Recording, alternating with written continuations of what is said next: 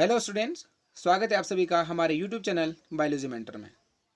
कक्षा 12 जीव विज्ञान का दूसरा अध्याय पुष्पीय पादपों में लैंगिक जनन, इसके अंतर्गत हम लोगों ने पिछले लेक्चर में पढ़ा था निषेचन के पश्चात बनने वाली संरचनाएं और होने वाली घटनाओं के विषय में, जिसमें हम लोगों ने पढ़ा जो PEN होता है, प्राइमरी एंडोस्पर्म न्यूक्लियस, प्राथमिक भ्रूणपोष केंद्रक, वह आगे चलकर भ्रूणपोष का निर्माण करता है।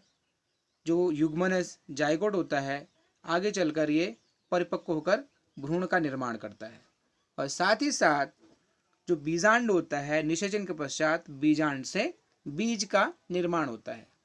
आवृतबीजी जो पौधे होते हैं उनमें लैंगिक जनन का अंतिम जो उत्पाद बनता है वह बीज है। जो बीज होता है, बीज को हम निषेचित बीजांड भी कह सकते हैं, क्योंकि निषेचन के पश्चात जो बीजांड होता है वह बीज में बदल जाता है।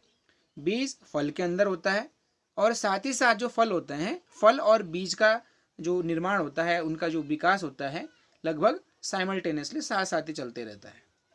जो बीजांड होता है, बीजांड में एक सिरे की ओर जो बीजांड द्वार उपस्थित होता है, जो बीज बनते हैं, बीज में अभी भी बीजांड द्वार या माइक्रोपाइल उपस्थित होता है। इसे एक चित्र की सहायता से हम लोग समझते हैं, और उससे भी पहले एक फ्लो चार्ट की सहायता से हम लोग बीज को समझते हैं। बीज मुख्य रूप से 3 भागों से मिलकर बना होता है। बीज में मुख्य रूप से 3 भाग होते हैं।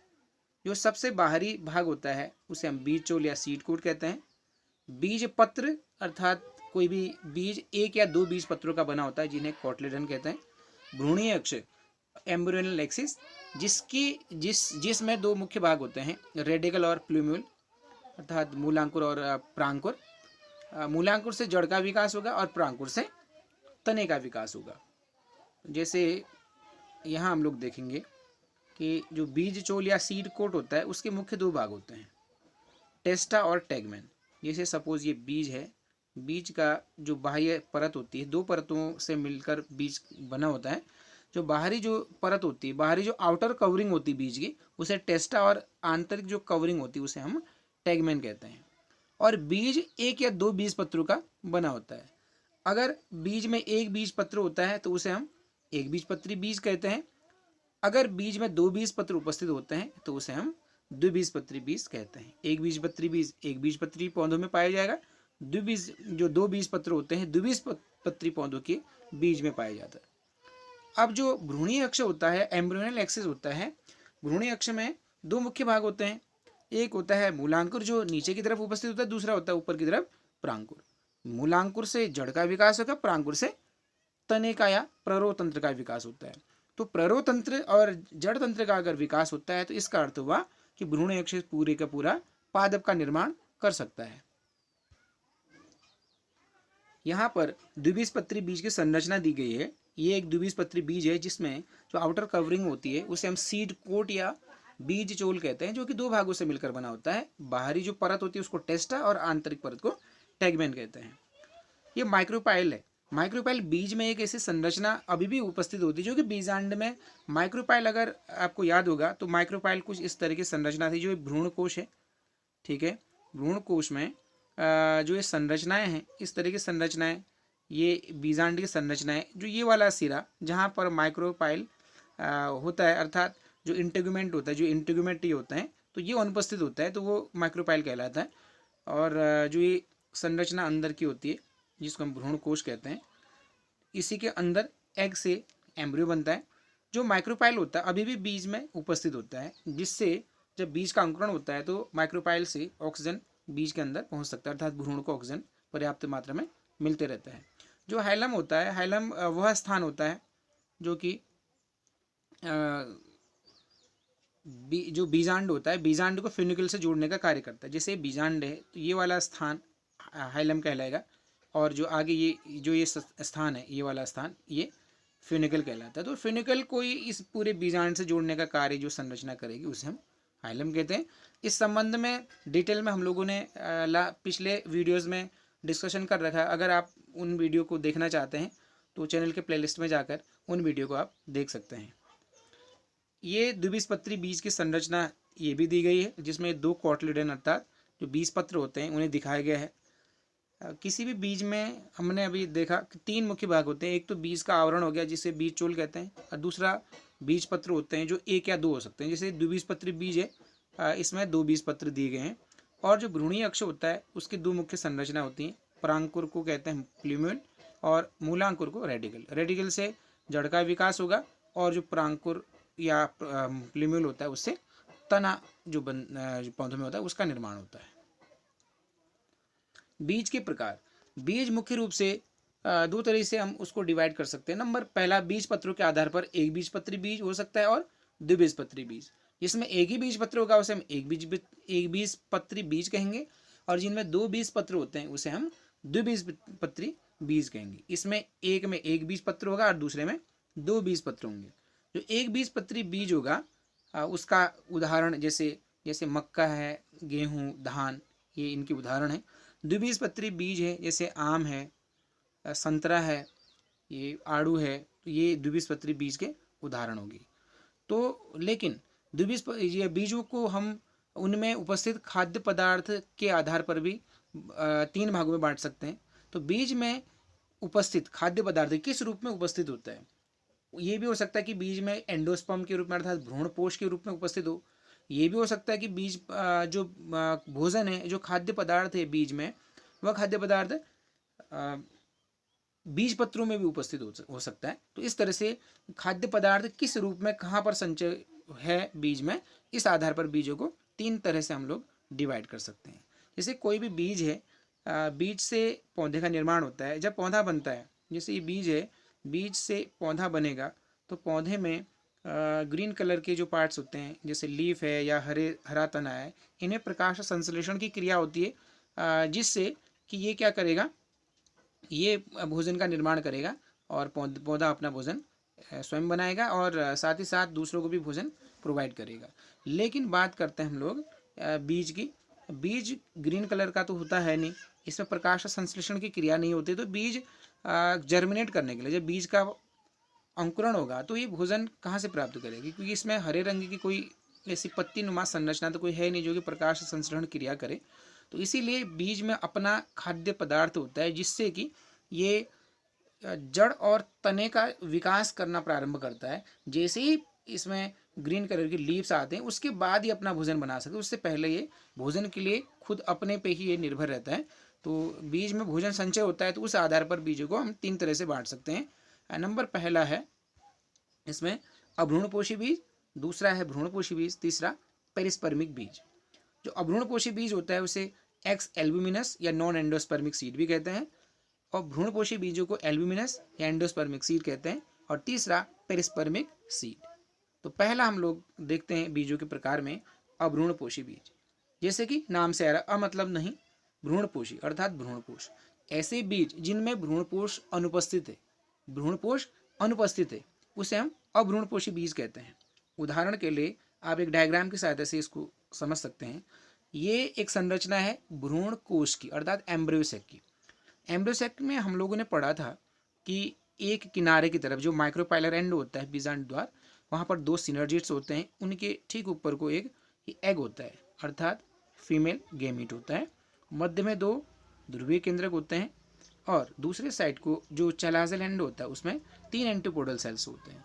निषेचन के समय जब परागण के पश्चात निषेचन की क्रिया होती है तो पहला नर युग्मक एग के साथ फ्यूज होता है और यहाँ पर किसका निर्माण होगा, यहाँ जायगोट का निर्माण होगा जो आगे चलकर भ्रूण बनाएगा अर्थात एम्ब्रियो का निर्माण करेगा।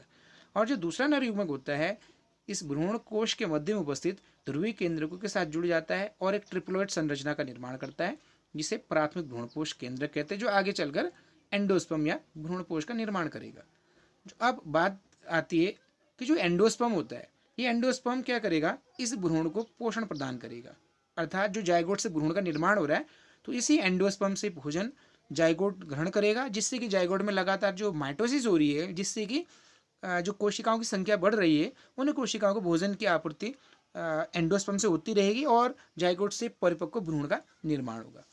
कुछ बीजों में क्या होता है कि भ्रूण के संपूर्ण निर्माण के समय एंडोस्पर्म से भोजन मिलते रहता है भ्रूण को, और एक समय ऐसा आता है कि पूरे का पूरा एंडोस्पर्म यहाँ पर कंज्यूम हो जाता है अर्थात एंडोस्पर्म पूरा का पूरा जो भोजन के रूप में संचित है वह यहाँ पर समाप्त हो गया और उससे क्या हो गया, उससे जो भ्रूण बना, भ्रूण को पोषण प्रदान होता गया एंडोस्पर्म से, और एंडोस्पर्म पूर्ण रूप से समाप्त हो जाता है। तो ऐसे बीज जिनमें अब पहले तो एंडोस्पर्म था, अर्थात पहले भ्रूणपोष था, लेकिन अब भ्रूणपोष बिल्कुल भी नहीं है, समाप्त हो गया है, उन्हें हम अभ्रूणपोषी बीज कहते हैं।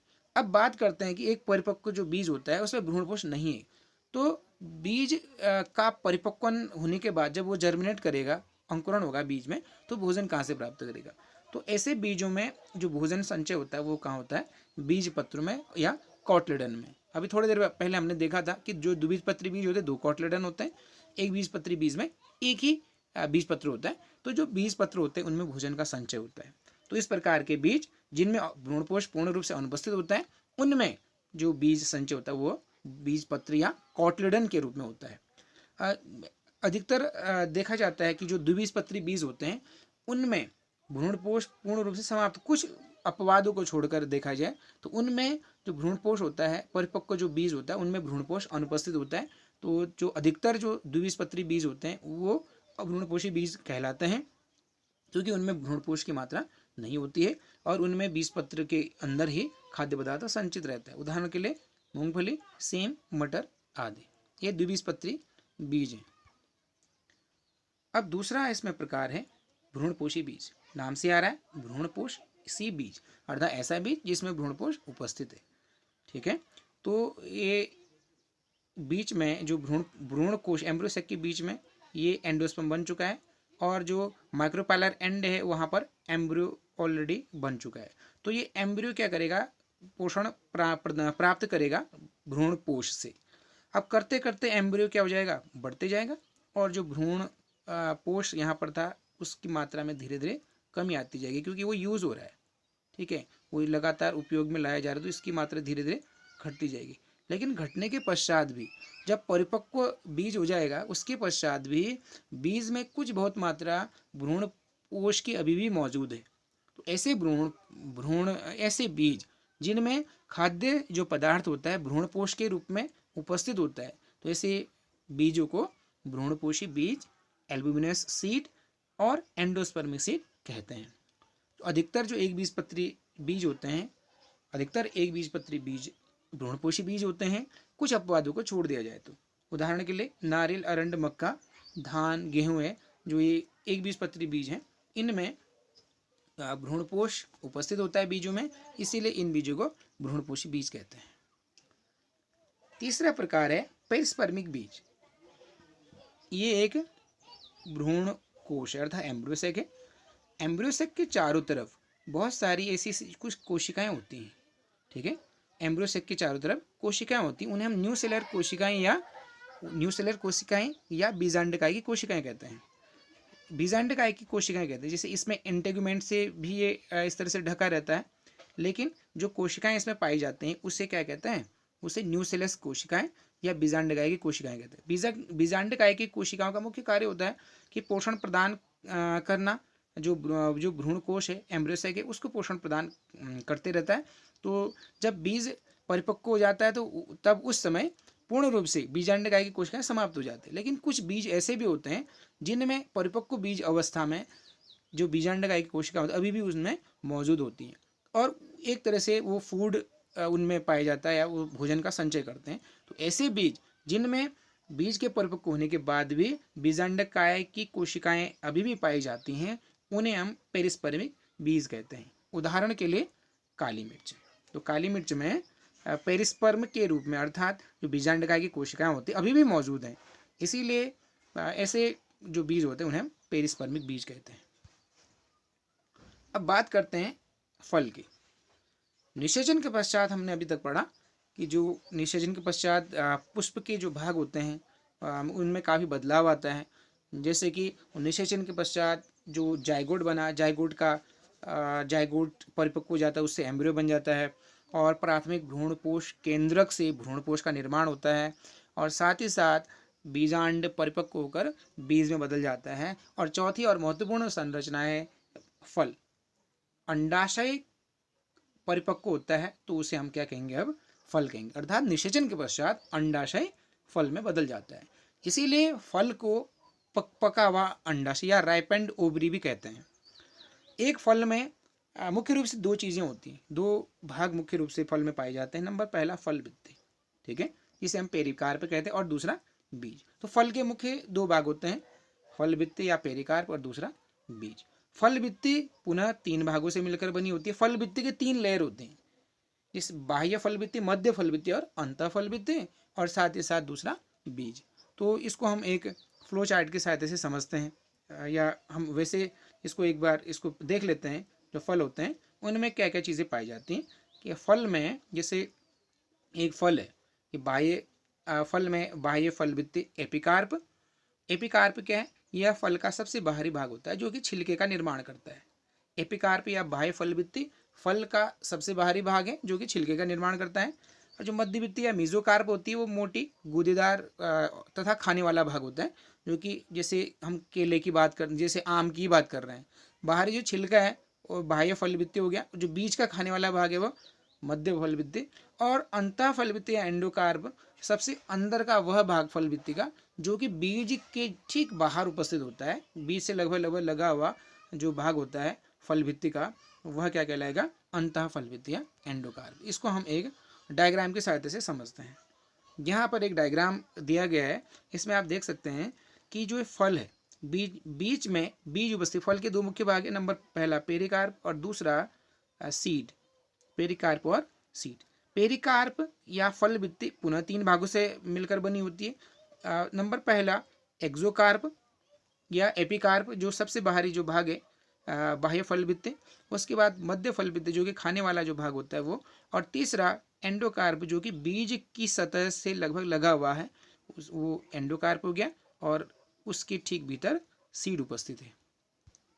एक और डायग्राम की सहायता से भी इसको समझते हैं। मैंगो का यहाँ पर डायग्राम है। यहाँ आप देखेंगे जो फल है, फल के दो भाग हैं। नंबर पहला ये सीड है जो कि अंदर उपस्थित है, और दूसरा फल भित्ति या पेरिकार्प। ये पेरिकार्प के सबसे बाहर एक्सोकार्प या एपिकार्प है, और बीज का जो भाग होता है मेसोकार्प, और अंदर का भाग जो कि बीज से लगा हुआ जो भाग होता है उसको हम एंडोकार्प कहते हैं।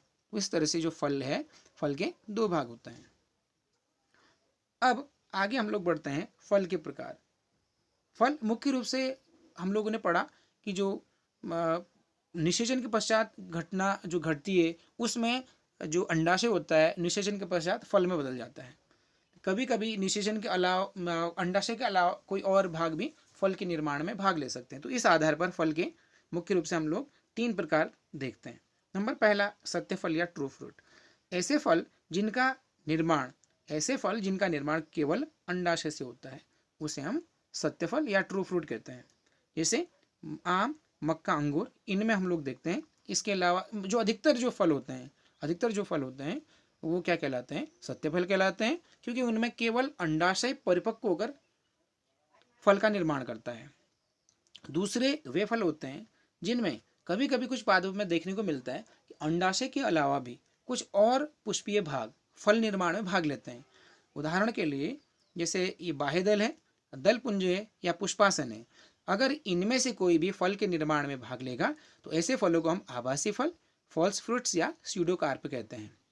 उदाहरण के लिए काजू, सेब, स्ट्रॉबेरी और नाशपाती, ये ऐसे फल होते हैं इनमें जो अंडाशय होता है उसकी अतिरिक्त कोई फल पुष्प की अन्य भाग भी भाग लेते हैं। तो ऐसे फल को हम आभासी फल या फॉल्स फ्रूट कहते हैं। इनमें पुष्पासन फल के निर्माण में भाग लेता है। अब तीसरा जो प्रकार है फल का वो है अनिषेक फल या पार्थिनोकार्पिक फ्रूट। हमने अभी तक पढ़ा कि जो अंडाशय होता है निषेचन के पश्चात अंडाशय से फल का निर्माण होता है। अब हम ये भी जानते हैं कि जो निषेचन होता है, निषेचन में एक एग होता है अर्थात मेल गेमिट प्लस दूसरा अर्थात फीमेल गेमिट एग और दूसरा मेल गेमिट। एक एग और एक जो मेल गेमिट है दोनों मिलेंगे, फीमेल गेमिट और मेल गेमिट दोनों मिलेंगे, उससे जायगोट का निर्माण होता है। और जायगोट से भ्रूण बनेगा, और भ्रूण बनने के पश्चात बीजांड से बीज बनेगा, और जो अंडाशय, अंडाशय से फल का निर्माण होता है। अर्थात निषेचन के पश्चात ही अंडाशय से फल का निर्माण होता है। लेकिन कभी कभी ये भी देखने को मिलता है कि अंडाशय का निषेचन नहीं हुआ, अर्थात वहाँ पर फीमेल गेमिट का मेल गेमिट से मिलन नहीं हुआ, अर्थात वहाँ पर कोई निषेचन की प्रक्रिया नहीं हुई, उसके बावजूद भी अंडाशय से फल बन सकता है। कहने का तात्पर्य है कि अगर अधिक सामान्य रूप से मादा और नर युग्मक मिलते हैं, उसके उस क्रिया को हम निषेचन कहते हैं, और निषेचन के पश्चात ही अंडाशय से फल बनता है। लेकिन कभी कभी क्या क्या हो सकता है कि अंडाशय के अंदर निषेचन की प्रक्रिया नहीं हुई, उसके बावजूद भी अंडाशय से फल बन गया, तो ऐसी प्रक्रिया को अनिषेक फलन कहेंगे या पार्थिनोकार्पी कहते हैं। जो जंतु में जो हमने एनिमल्स के केस में पढ़ा था, एनिमल्स, अगर आपने वो वीडियो अभी तक नहीं देखे हैं तो आप पिछले वीडियो देख सकते हैं। हमने पढ़ा था फर्स्ट चैप्टर में जो जीवों में जनन है, उसमें आप देख सकते हैं वो वीडियो, पार्थेनोजेनेसिस पढ़ा था। एनिमल्स के केस में पार्थेनोजेनेसिस में क्या होता है, एक प्रकार का अनिषेक फलन प्रक्रिया को तो कहेंगे अनिषेक फलन और पार्थेनोजेनेसिस दोनों लगभग समान प्रक्रियाएं हैं। कैसी है कि अलैंगिक जनन की प्रक्रियाएं हैं। इसमें क्या होता है, इनमें नर और मादा दोनों युग्मक नहीं मिलते, केवल फीमेल गेमीट से ही ऑर्गेनिज्म बन रहा है, यहाँ पर फल का निर्माण हो रहा है।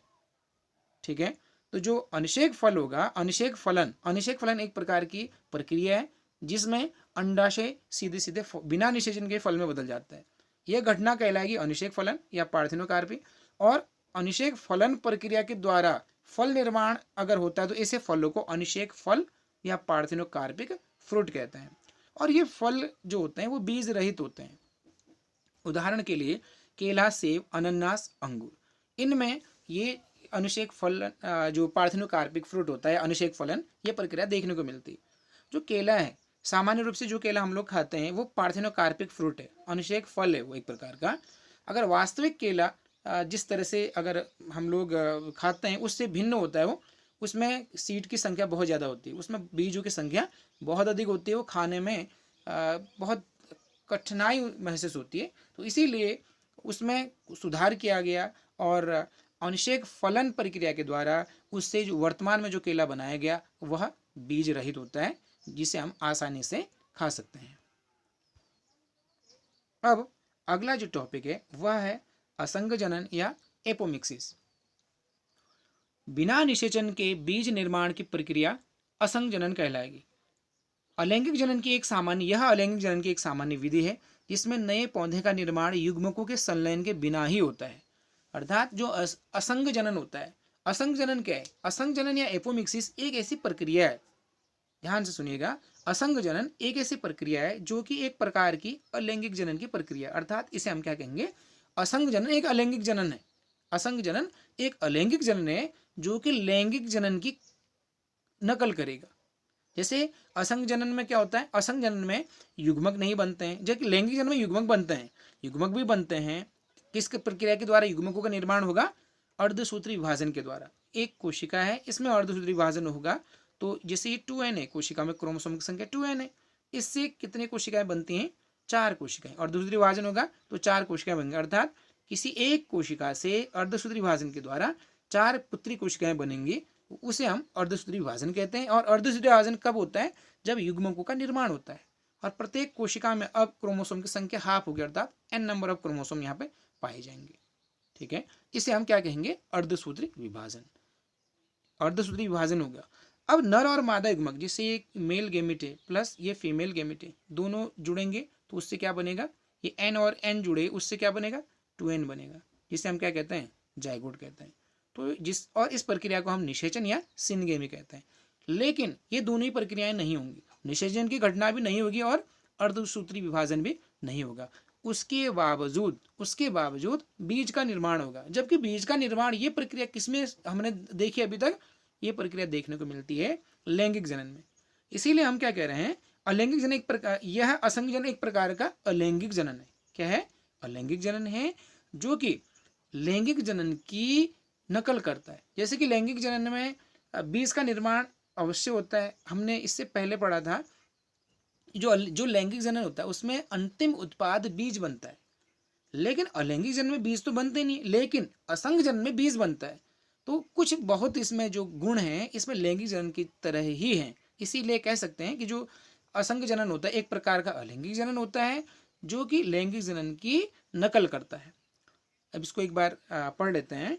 बिना निषेचन के बीज निर्माण की प्रक्रिया असंग जनन कहलाएगी। अर्थात इस प्रक्रिया में निषेचन नहीं होता है, युग्मक संलयन नहीं होता है और नर और मादा युग्मक का संलयन भी नहीं, अर्थात निषेचन भी नहीं होगा, और युग्मक निर्माण की प्रक्रिया भी नहीं होगी, अर्थात अर्धसूत्री विभाजन भी नहीं होगा। उसके बावजूद बीज बनेंगे तो इसी प्रक्रिया को असंजनन कहेंगे।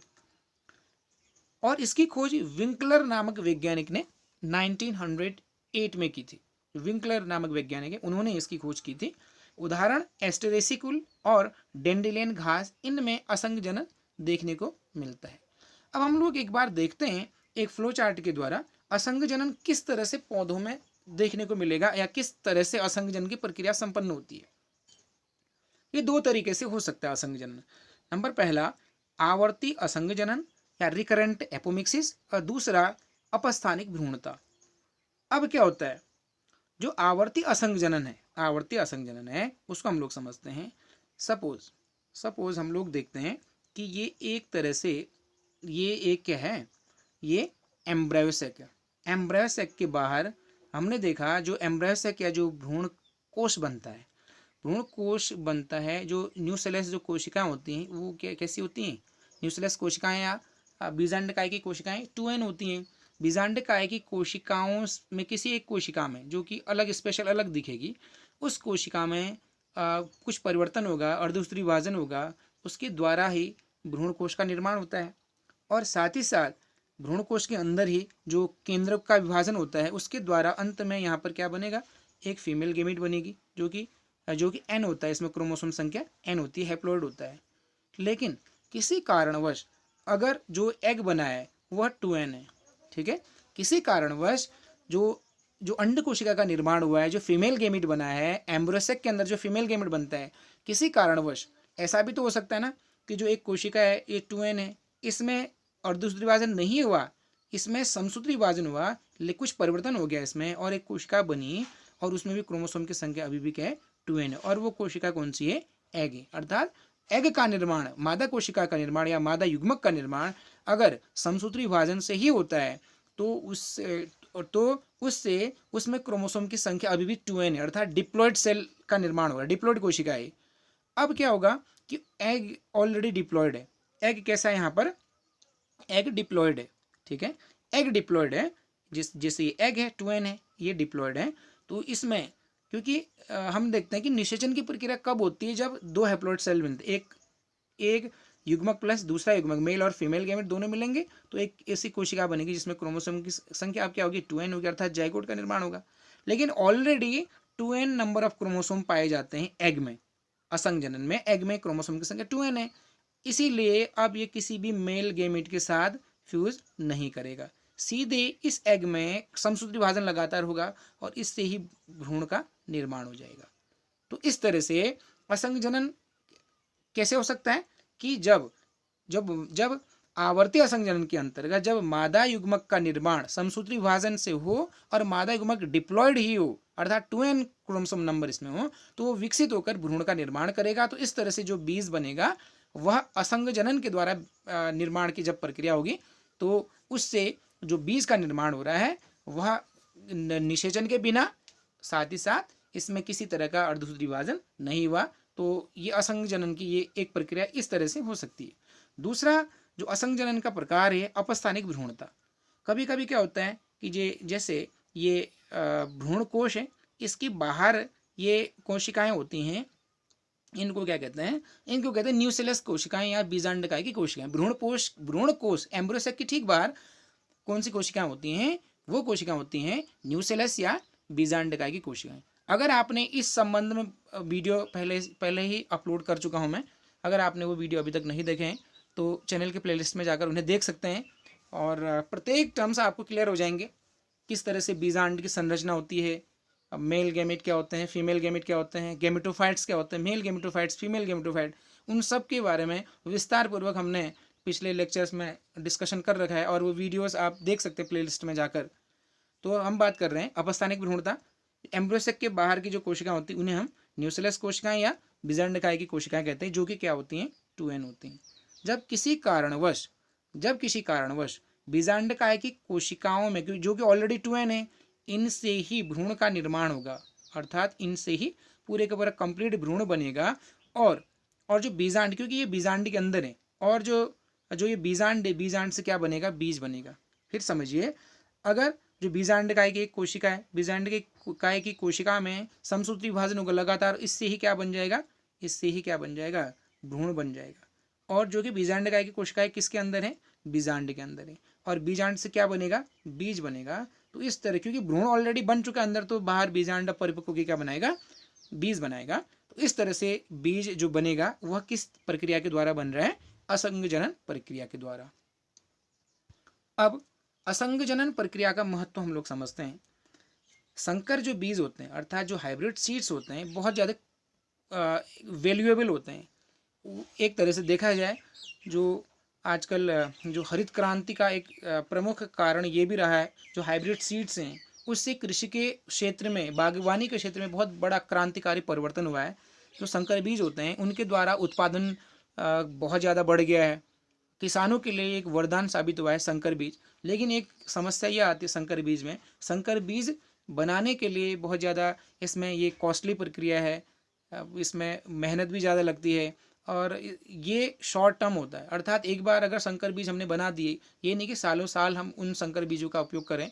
एक साल लगभग जो वाइबिलिटी होती है सीड की, वाइबिलिटी का मतलब सीड कितने समय तक जर्मिनेट करने की क्षमता रख सकता है। जैसे आज सीड परिपक्व हो गया, तब से लेकर वो हो सकता है कि कोई 6 महीने के बाद अगर हम उसको लगाएं, जैसे 6 महीना किसी का एक पीरियड है, सीड का, बीज का 6 महीना एक पीरियड है, उसकी लाइफ है 6 महीना।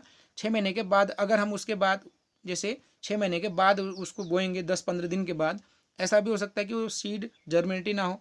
अर्थात वाइबल का मतलब कब तक वो जर्मिनेट होने की क्षमता रख सकता है। तो जो संकर बीज होते हैं उनकी वाइबिलिटी कम होती है, 1 साल, 1.5 साल, 2 साल, एकदम नॉर्मली 1 साल देखने को मिलता है। ज़्यादा समय तक ये जर्मिनेट फिर हो नहीं पाते, बार बार बनाना पड़ता है, प्रत्येक वर्ष इनको बनाना पड़ता है। तो बनाने के लिए समय भी बहुत ज़्यादा चाहिए होता है कि 2 अलग अलग पौधों में हम क्रॉस करवाते हैं और उनमें बेस्ट क्वालिटी के गुण अगर आते हैं तो तब जाके संकर बीज बनते हैं। जरूरी नहीं कि पहले एक्सपेरिमेंट में ये गुण आ जाएँ। इसीलिए संकर बीज बनाने में समय भी ज़्यादा लगता है और जो प्रक्रिया काफ़ी जटिल प्रक्रिया होती है। तो असंग जनन के द्वारा क्या किया जा सकता है कि जो संकर बीज होते हैं वह असंग जनन प्रक्रिया के द्वारा तैयार किए जाते हैं। तो संकर संतति मूल गुणों को फसल दर फसल प्रदर्शित करती रहेगी। अर्थात अगर कोई संकर बीज है, अब वो किसी दूसरे पौधे के साथ उसमें क्रॉस नहीं हुआ, क्रॉस पॉलिनेशन नहीं हुआ, तो उसी से ही नया अगर पौधा बनेगा, उस संकर बीज के द्वारा जो नया पौधा बन रहा है, क्योंकि उसमें गुण उसी के ही हैं। असंग जनन में कि न बाहर से कोई युग्मक आएगा, न नर युग्मक भी नहीं आएगा। तो एक पौधा ऐसा है उसी के अंदर जो जिसमें हाइब्रिड बीज के द्वारा पौधा बना है, उसमें ही अगर उसके पुष्प में असंग जनन की प्रक्रिया के द्वारा बीज बनेगा तो उस बीज के अंदर संकर बीज के लक्षण अभी भी मौजूद रहेंगे। तो एक बार अगर संकर बीज बनाया जाए और उसके बाद असंग जनन के द्वारा वो उसका फसल दर फसल उसको बोया जाए, तो उससे जो प्रदर्शन होगा या जो उससे उत्पादन होगा वह संकर बीज के ही पूरे जितने संकर बीज के द्वारा जो लक्षण प्रकट होते हैं या जो उसके द्वारा जो उच्च कोटि के जो उत्पादन प्रकट होता है, तो वही यहाँ असंग जनन के द्वारा भी प्रकट होगा। तो ये बहुत बड़ा एक लाभ इससे कृषि और बागवानी के क्षेत्र में किसानों को मिलता है। अब हम लोग बात करेंगे बहुभ्रूणता या पॉलीएम्ब्रियोनी की। एक बीज जो होता है, एक बीज के अंदर हमने देखा कि जो एम्ब्रियोसेक होता है, एम्ब्रियोसेक के अंदर बीज मतलब बीजांड से बीज बनेगा, उसके बीजांड के अंदर एम्ब्रियोसेक है। एम्ब्रियोसेक के अंदर जो बीजांड द्वार होता है वहाँ पर भ्रूण का निर्माण होता है। ठीक है, वहाँ पर भ्रूण का निर्माण होगा। और जो बीच में जो केंद्रीय जो भाग होता है वहाँ पर एंडोस्पर्म होता है। एंडोस्पर्म उपस्थित हो भी सकता है या नहीं भी, लेकिन यहाँ हम लोग देख रहे हैं कि एक बीज के अंदर भ्रूण की संख्या केवल 1 होती है, क्योंकि एक एग होता है। लेकिन कभी कभी स्थिति ऐसी हो सकती है कि एक बीज के अंदर भ्रूणों की संख्या 1 से अधिक हो सकती है। ठीक है, 1 से अधिक हो सकती है। तो इस जैसे ये बीजांडे है, ठीक है, बीजांडे है, तो इस बीजांड में एक बीजांड में भ्रूणों की संख्या 1 से अधिक हो सकती है। ऐसे बीजांड से बीज बनेगा, अर्थात ऐसा बीज जिसमें 1 से अधिक भ्रूण पाए जाते हैं उसे हम बहुभ्रूणता या पॉलीएम्ब्रियोनी कहते हैं। उदाहरण के लिए सिट्रस के साथ साथ आप उदाहरण लिख सकते हैं कि मैंगो की कुछ वेराइटीज, सभी वेराइटीज नहीं, जो आम होता है, आम की कुछ प्रजातियों में बहुभ्रूणता देखने को मिलती है। अर्थात एक बीज के अंदर, जैसे एक ये बीज है, एक बीज के अंदर एक भ्रूण मिलेगा तो वो सामान्य से प्रक्रिया होगी, लेकिन एक से अधिक भ्रूण भी पाए जाते हैं सिट्रस और कुछ वेराइटी मैंगो की। अर्थात एक बीज के अंदर एक से अधिक भ्रूण का पाया जाना ही क्या कहलाएगा? बहुभ्रूणता या पॉलीएम्ब्रियोनी। जो बहुभ्रूणता है उसके क्या क्या कारण है? नंबर पहला, युग्मनज अथवा भ्रूण का विदलन। भ्रूण कोश के अंदर, ठीक है, भ्रूण कोश के अंदर ये आपके कौन सा भाग हो गया? ये एंटीपोडल्स भी हम हटा देते हैं, क्योंकि एंटीपोडल्स भी समाप्त हो जाते हैं निषेचन के पश्चात। हम केवल और केवल यहाँ पर भ्रूण का निर्माण दिखाता है। ये एक भ्रूण है, ठीक है। अब ये हो सकता है कि भ्रूण ये एक जाइगोट बन गया, नर और मादा युग्मक यहाँ पे जुड़े, जाइगोट बन गया। और जाइगोट क्या होगा कि जाइगोट किसी कारण दो भागों में बंट गया यहाँ पर, ठीक है। जाइगोट कितने भागों में बंट गया? यहाँ पर दो भागों में बंट गया, और प्रत्येक भाग एक एक एम्ब्रियो बनाएगा। तो एक एम्ब्रियो मतलब भ्रूण बनाएगा। तो एक बीज के अंदर कितने भ्रूण विकसित हो रहे हैं? दो भ्रूण। तो ये क्या हो सकता है कि जाइगोट का विदलन, विदलन मतलब टूटना। या दूसरी स्थिति कैसी हो सकती है कि जो एक भ्रूण कोश है, एक भ्रूण के कोश के अंदर ये एक जाइगोट था, जाइगोट से धीरे धीरे परिपक्व होकर क्या बन रहा है? एम्ब्रियो बन रहा है। और किसी कारणवश एम्ब्रियो भी क्या हो गया? फट गया, दो भागों में बट गया। तो ये कितने भ्रूण बना देगा? दो भ्रूण बना देगा। ये एम्ब्रियो कितने भ्रूण बना देगा? दो भ्रूण बन जाएंगे इससे, ठीक है। तो एक ये भी कारण हो सकता है। दूसरा जो प्रकार है, या जो दूसरे तरीके से कैसे बन सकता है पॉलीएम्ब्रियोनी, कैसे शो हो सकती है? भ्रूण कोश के बाहर स्थित बीजांडकाय की किसी द्विगुणित कोशिका से। अब ये जो भ्रूण कोश है, ये भ्रूण कोश है, ठीक है। यहाँ पर एक भ्रूण का निर्माण हो गया है। हमने कहा कि जो भ्रूण कोश है या एम्ब्रियोसेक है, उसके बाहर की कोशिका को क्या कहते हैं? बीजांडकाय की कोशिकाएं कहते हैं। जो ये बीजांडकाय की कोशिकाएं होती हैं, बीजांडकाय की कोशिकाओं में, क्योंकि ये द्विगुणित होती है, 2n होता है, किसी बीजांडकाय की कोशिका में अंदर तो क्या है? ये एग है, ठीक है। एग से जाइगोट बना, एग और मेल और फीमेल गैमेट जुड़े तो जाइगोट बना, जाइगोट से आगे क्या बनेगा? एम्ब्रियो बनेगा, ठीक है। एक तो एम्ब्रियो ऑलरेडी बन रहा है, लेकिन दूसरा क्या हो सकता है कि जो बीजांडकाय की कोशिकाएं हैं, द्विगुणित कोशिकाएं, उन द्विगुणित कोशिकाओं में लगातार समसूत्री विभाजन होगा, और उस कोशिका से क्या बन जाएगा? अपरिपक्व होकर एम्ब्रियो बन जाएगा, और ये एम्ब्रियो धीरे धीरे इसी भ्रूण कोश के ही अंदर आ जाएगा, ठीक है। और साथ ही साथ ये कभी कभी स्थिति ये भी आ सकती है, जो इंटीग्यूमेंट होते हैं, जैसे यहाँ पर ये इंटीग्यूमेंट होते हैं, ठीक है, जो अध्यावरण होता है, अध्यावरण की भी कुछ कोशिकाएं साथ में आ जाती हैं। अर्थात एक भ्रूण कोश के अंदर ऑलरेडी एक एम्ब्रियो है, जिससे हम क्या कहते हैं? जाइगोटिक एम्ब्रियो कहते हैं। और उसके बाहर जो न्यूसेलस की कोशिकाएं होती है, जो बीजांडकाय की कोशिकाएं होती हैं, उससे जो एम्ब्रियो बनेगा उसे हम न्यूसेलर एम्ब्रियो कहते हैं। इस तरह से एक बीजांड के अंदर, बीजांड मतलब बीज, एक बीज के अंदर एक से अधिक भ्रूण बन सकते हैं। फिर तीसरी स्थिति यहाँ पर क्या हो सकती है? सिनर्जिट्स से भ्रूण का विकास। सिनर्जिट्स आप जानते हैं कि जो एक एग यहाँ पर पाया जाता है, एग के साथ साथ दो और कोशिकाएं होती हैं जिन्हें हम सिनर्जिट्स कहते हैं। किसी कारणवश ये सिनर्जिट्स भी क्या बना सकती हैं? एम्ब्रियो बना सकते हैं, ठीक है। ये सिनर्जिट्स भी क्या बना सकते हैं? एम्ब्रियो बना सकते हैं। तो इससे भी क्या हो सकता है? एक और भ्रूण का विकास, मतलब एक अधिक भ्रूण का विकास हो सकता है। बीज में अधिक भ्रूण, एक से अधिक भ्रूण मिल सकते हैं। फिर है चौथा, बीजांड में एक से अधिक भ्रूणकोश के विकास से। हम देखते हैं कि केवल जो एक कोशिका होती है बीजांडकाय की, उससे 4 कोशिकाएं बनती हैं, 1 2 3 4। उनमें से केवल एक फंक्शनल होती हैं और 3 नष्ट हो जाती हैं। तो एक फंक्शनल होंगी तो उससे कितने भ्रूण कोश बनेंगे? केवल एक बनेगा। और एक भ्रूण कोश अगर बनेगा, उसके अंदर एक ही एग है, तो एक वहाँ पर क्या बनेगा? भ्रूण बनेगा। लेकिन अगर एक से अधिक जो मेगास्पोर मदर सेल हैं, एक से अधिक यहाँ पर मौजूद हैं, ठीक है, एक से एक यहाँ पर है, तो एक और हो सकता है। मतलब एक से अधिक अगर मौजूद हैं तो प्रत्येक से एक एक, जैसे एक मेगास्पोर मदर सेल से क्या बन गया? एक मेगास्पोर या भ्रूणकोश बन गया। और दूसरे से इससे भी क्या बन सकता है? एक और भ्रूणकोश बन सकता है। तो एक बीजांडे के अंदर एक से अधिक भ्रूणकोश, अगर एक बीजांडे के अंदर 2 भ्रूणकोश हैं तो जाहिर सी बात है 2 भ्रूणकोशों के अंदर 2 एम्ब्रियो बनेंगे, अर्थात एक बीज के अंदर 2 एम्ब्रियो उपस्थित हो सकते हैं। तो इस तरह से आज हम लोगों ने बहुभ्रूणता के विषय में भी पढ़ा।